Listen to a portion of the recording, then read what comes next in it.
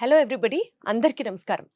ఈరోజు మనం మాట్లాడుకోబోయే subject liver failure గురించి మరియు ఫ్యాటీ లివర్ గురించి. ఎస్పెషల్లీ నాన్ వెజిటేరియన్స్లో ఫ్యాటీ లివర్ అన్న పదం చాలా గట్టిగా వింటూ ఉంటాం టెస్ట్ చేయించుకున్న తర్వాత. లివర్ అనేది చాలా మంచి అవయవం. సో దట్ ఏంటంటే ఎన్నిసార్లు పాడైపోయినా సరే తిరిగి మళ్ళీ అది బాగుపడుతూ ఉంటుంది అన్నది ఎంత గుడ్గా చెప్తామో అంత దాన్ని నెగ్లెక్ట్ చేస్తూ ఉంటాం because of the only reason. కాబట్టి చాలా చాలా చాలా ఇంపార్టెంట్ రోల్ ప్లే చేస్తున్నటువంటి లివర్ గురించి ఇవాళ తెలుసుకుందాం. మనతో ఉన్నారు డాక్టర్ రవికాంత్ గారు. ఒకసారి కనెక్ట్ అవుదాం. సార్ నమస్తే. సార్ కరెక్ట్ గానే చెప్పానా సార్? లివర్ అనేది పాపం మనకి చాలా ఛాన్స్లు ఇస్తూ ఉంటుంది, కానీ మనమే దాన్ని చాలా చిన్న చూపు చూస్తూ ఉంటాం. చాలా వరకు కరెక్టేనండి. సో లివర్ ఫెయిల్యూర్ అనేది ఎండ్ స్టేజ్ లివర్ డిసీజ్ అంటారు, అంటే final stage. So unfortunately liver final stage వరకు పాడైపోయే వరకు ఏ లక్షణాలు ఉండవండి. That is the saddest thing. కిడ్నీలో కూడా అంతే, ఫైనల్ స్టేజ్ వరకు పాడైపోయే వరకు లక్షణాలు ఏమి ఉండవు. సో ఫైనల్గా వన్ ఫైన్ డేని టెస్ట్ చేస్తే లివర్ ఫెయిల్యూర్ అయింది, కిడ్నీ ఫెయిల్ అయిపోయింది అని టెస్ట్లో వచ్చేసరికి 70 to 80% of the liver is gone, 70 to 80% of the kidney is gone. రెండు అలాగే ప్రజెంట్ అవుతాయి. సడన్గా అయ్యేవి తక్కువ అనమాట. ఈ లివర్ ఫెయిల్యూర్ అవ్వటానికి మోస్ట్ కామన్ కారణాలు ఏంటి, దాన్ని ఎర్లీగా డిటెక్ట్ చేయొచ్చా, చేస్తే ఏ రకమైన టెస్టులతో చేయాలి, కారణాలు ఏంటి, లక్షణాలు ఏంటి, ట్రీట్మెంట్ ఏంటి అనేది చూసుకోవాలి. మోస్ట్లీ ఒక్కొక్కటి ఆల్మోస్ట్ మనకు ఒక్కొక్క వీడియో అవ్వచ్చు. సో లివర్ ఫెయిల్యూర్ అంటే ఏంటి, దాని కారణాలు ఏంటి అనేది అనుకుంటే, ఇప్పుడు లివర్ అనేది ప్రతి మనిషికి పొట్టలో కుడి పక్క ఉంటుందన్నమాట లివర్. సో ఈ లివర్ అనేది కేజీన్నర ఉంటుంది మనిషికి. సో ఈ కేజీన్నర లివర్ వందల రకాల పనులు కలిసి చేస్తుంది అనమాట. ఫర్ ఎగ్జాంపుల్ హార్ట్ ఉందనుకోండి, ఓన్లీ ఒక్క పనే, అంటే ఏంటి, పంపింగ్. జస్ట్ బ్లడ్ వస్తుంది, బ్లడ్ పంప్ చేస్తుంది, అంతే, అదొక్కటే పని హార్ట్కి. ఊపిరితిత్తులు ఉందనుకోండి, బ్రీతింగ్, అంటే తీసుకున్న గాలిని మనకు అందించటం, అదొక్కటే పని, ఇంకా వేరే పని ఏం లేదు. లివర్కి అలా కాదు, వందల ఫంక్షన్స్ ఉంటాయి. ఇప్పుడు కిడ్నీ ఉంది, మన బాడీలో తయారైన వేస్ట్ మెటీరియల్స్ అన్నిటిని బయటికి పంపిస్తుంటుంది.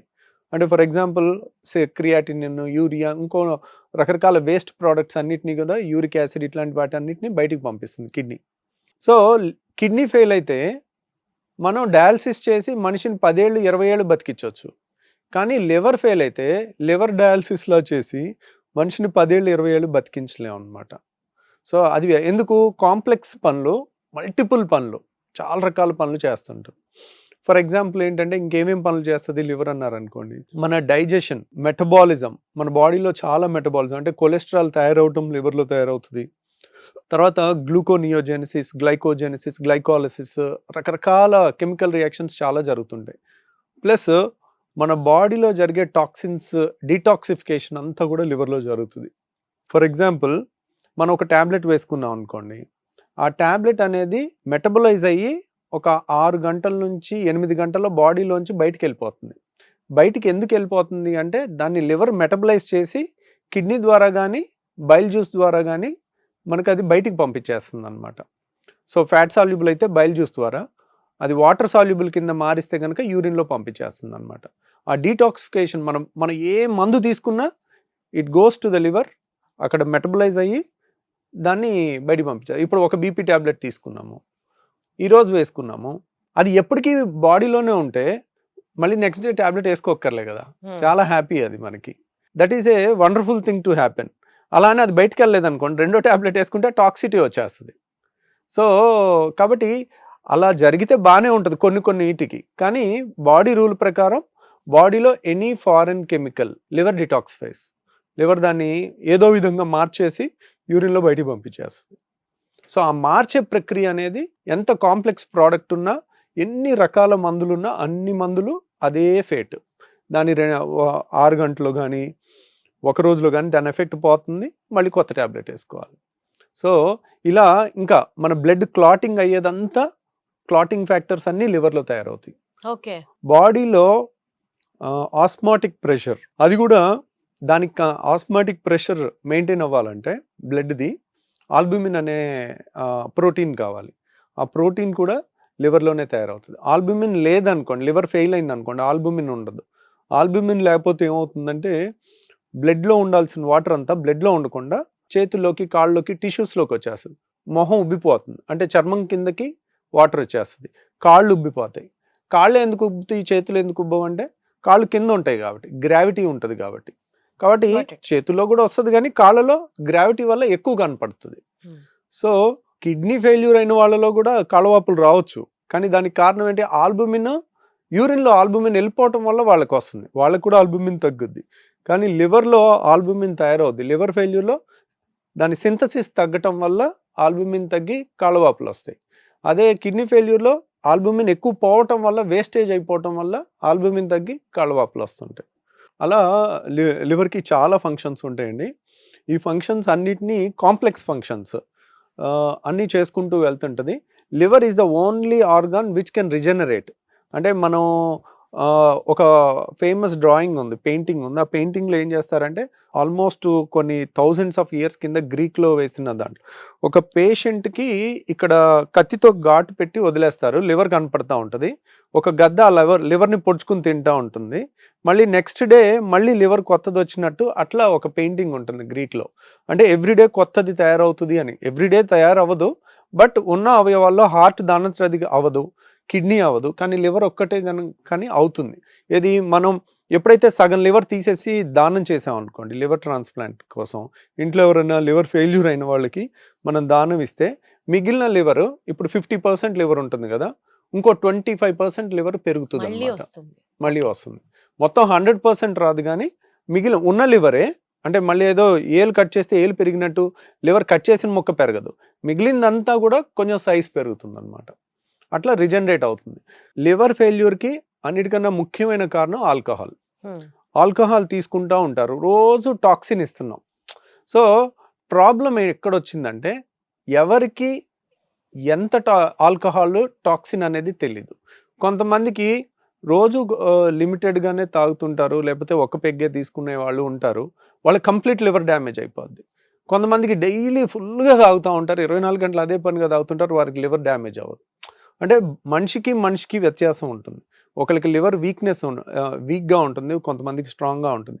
ప్లస్ జెంట్స్ తాగినట్టు లేడీస్ కనుక ఆల్కహాల్ తీసుకుంటే వాళ్ళకి వెంటనే లివర్ పాడైపోతుంది, ఎందుకంటే వాళ్ళ బిల్ట్ చిన్నగా ఉంటుంది. మేల్స్కి కేజీన్నర ఉంటే ఫిమేల్స్కి ఒక్కోసారి షార్ట్గా ఉన్న వాళ్ళకి కేజీయే ఉంటుంది. అంతే ఆల్కహాల్ కనుక వీళ్ళకి వెళ్తే కనుక అది టాక్సిటీ ఎక్కువైపోయి లివర్ తొందరగా ఫెయిల్ అయిపోతుంది. సో మనిషికి వ్యత్యాసం ఉంటుంది, మేల్కి ఫిమేల్కి వ్యత్యాసం ఉంటుంది. ప్లస్ ఇది రోజు టాక్సిన్ ఇచ్చి మనం దాన్ని పనిగట్టుకుని పాడు చేస్తున్నాం. ఎందుకు అవుతుంది అంటే ఆల్కహాల్ అనేది ఇంకెక్కడ మెటబలైజ్ అవ్వదు. Alcohol is not a food item, it is a toxin. ఆ టాక్సిన్ ని డిటాక్సిఫై చేయాలి, అన్ని లివర్లోకి వెళ్ళి లివరే దాన్ని మారుస్తుంది. లివర్ దాన్ని ఏం విధంగా మార్చుకుంటుంది, చక్కగా దాని ఎనర్జీ కింద మార్చుకుని ఫ్యాట్ కింద మారుస్తుంది. బాడీలో ఏ అవయవం ఆ పని చేయలేదు, ఆల్కహాల్ ని ఫ్యాట్ కింద మారుస్తుంది. సో ఆ మార్చే క్రమంలో ఏమవుతుంది, ఫ్యాటీ లివర్ వస్తుంది. ఫ్యాటీ లివర్ వచ్చినప్పుడు ఏమవుతుంది, చోక్ అయిపోతుంటుంది లివర్కి 100 ఫంక్షన్లు ఉన్నాయి, దాంట్లో అంతా కొవ్వు పెరిగిపోయి ఫ్యాటీ లివర్ ఫోటో చూస్తే అన్ని తెల్ల చుక్కలుగా ఉంటుంది, చాలా అద్భుతంగా ఉంటుంది. మేము సర్జరీ చేసేటప్పుడు రోజు ఫ్యాటీ లివర్ చూస్తూ ఉంటాం. సో ఎందుకు, బేరియాట్రిక్ లావుళ్ళకి చేస్తుంటాం కాబట్టి. ఎప్పుడైతే ఫ్యాట్ ఎక్కువ డిపాజిట్ అవుతూ ఉంటుందో లివర్ ఉక్కిరిబిక్కిరి, దాన్ని పని చేసుకోవడానికి కావాల్సిన స్పేస్ కూడా ఉండదు, ఇంకా కాంప్లికేట్ అవుతుంది. ఈరోజు ఫ్యాటీ లివర్ వచ్చింది అనుకోండి, ఒక 10-15 ఏళ్ళు అలాగే ఫ్యాటీ లివర్, 15 ఏళ్ళు 18 ఏళ్ళు 20 ఏళ్ళు ఉంటే 20 ఏళ్ళ తర్వాత లివర్ కంప్లీట్గా డ్యామేజ్ అయిపోయే అవకాశం ఉంటుంది. సో ఆల్కహాల్ తీసుకోవటం వల్ల కూడా ఫ్యాటీ లివర్ ఫస్ట్ స్టేజ్లో వచ్చి తెలియకుండా సెకండ్ స్టేజ్, థర్డ్ స్టేజ్కి వెళ్ళి ఫైనల్గా సిర్రోసిస్ అంటారు, లివర్ ఫెయిల్యూర్గా అవుతుంది అనమాట.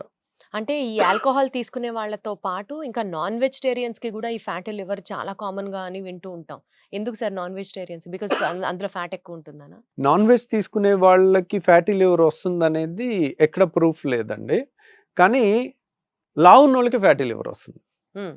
సో ఎందుకు, మీరు ఏదన్నా తీసుకోండి, నాన్ వెజ్ తీసుకోండి, వెజిటేరియన్ తీసుకోండి, మోతాదికి మించి తీసుకొని లావ్ అయ్యారు అనుకోండి, బాడీలో ఫ్యాట్ ఎక్కువ ఉంటే లివర్లో కూడా ఫ్యాట్ ఎక్కువ ఉంటుంది.